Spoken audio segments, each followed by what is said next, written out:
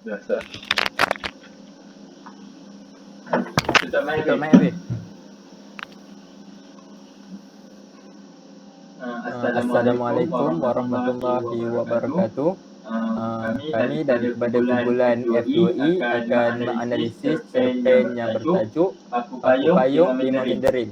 Ahli Ahli kumpulan kumpulan kami kami terdiri terdiri daripada daripada saya saya sendiri sendiri iaitu iaitu Muhammad Muhammad Aiman Aiman Hakimi bin Hakimi Nur bin Nur Nikman, Nikman, Muhammad Muhammad Afif Afif Farhan bin Farhan bin Muhammad Muhammad Yusri, Yusri, Muhammad Muhammad Aizat bin Aizat bin Nazir, Nazir, Nur Nur Eliana Eliana Amira Amira binti binti Jasmi, Jasmi, Nur Nur Fahani Fahani Maisarah Maisarah binti binti Zawawi, Zawawi, dan Nur dan Nur Erika Erika Irwayu binti Irwayu Aminuddin. binti Aminuddin.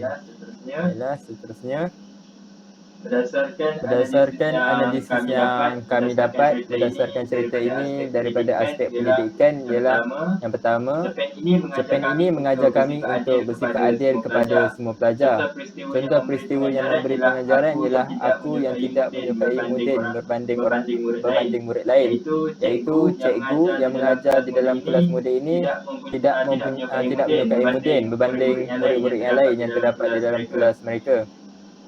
Yang kedua, cerpen ini mengajar kami untuk sentiasa menginsafi diri atas perbuatan buruk kita selama ini. Contoh peristiwa yang memberi pengajaran seperti aku yang insaf akan kesilapannya kepada Mudin dan berazam untuk memberi perhatian yang lebih kepada Mudin. Berdasarkan ayat ini, cikgu itu berasa insaf selepas apa yang dia lakukan kepada Mudin selama ini. Dia sering merendah-rendahkan Mudin, walaupun Mudin tidak pernah keras hati dan sentiasa membantu cikgu tersebut. Akhirnya cikgu tersebut insaf dan berjanji akan memberi perhatian yang lebih kepada Mudin dengan meletakkannya di hadapan kelas. Baiklah, yang seterusnya yang ketiga, cerpen ini mengajar kami supaya bersifat baik hati kepada rakan-rakan. Contoh peristiwa yang memberi pengajaran ialah kaum-kaum Mudin yang membantu Mudin berjalan ke kantin. Kaum-kaum Mudin ini dia bersifat simpati kepada Mudin dan sentiasa membantu Mudin untuk berjalan ke kantin.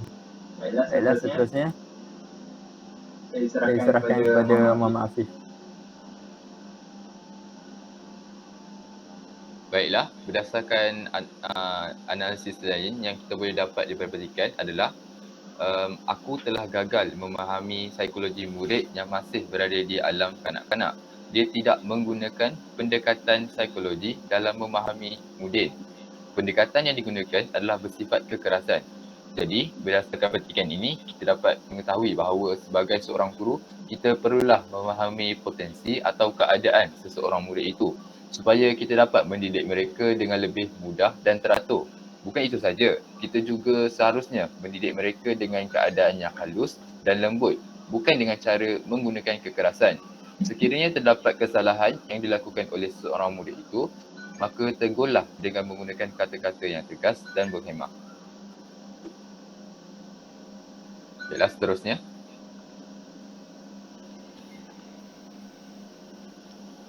Seterusnya Man. Bawah.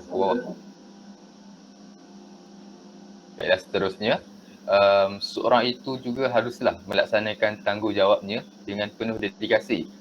Antara contoh petikan yang kita boleh keluarkan berdasarkan cerpen ini adalah, sebagai seorang guru, aku mempunyai tanggungjawab yang besar dalam mendidik anak bangsa tanpa mengira umur, pangkat dan rupa. Oleh itu, tanggungjawab mestilah diutamakan dan perasaan-perasaan lain yang menghalang tugas dijalankan dengan baik mesti diketepikan. Baiklah, berdasarkan petikan cerpen tersebut, kita dapat mengetahui bahawa bidang pendidikan sangat penting untuk dilaksanakan dan dikuasai oleh setiap anggota masyarakat. Oleh itu, guru mestilah memainkan peranan yang penting dalam memikul tanggungjawab sebagai warga pendidik supaya dapat mendorong kemajuan dalam bidang pendidikan pada masa kini.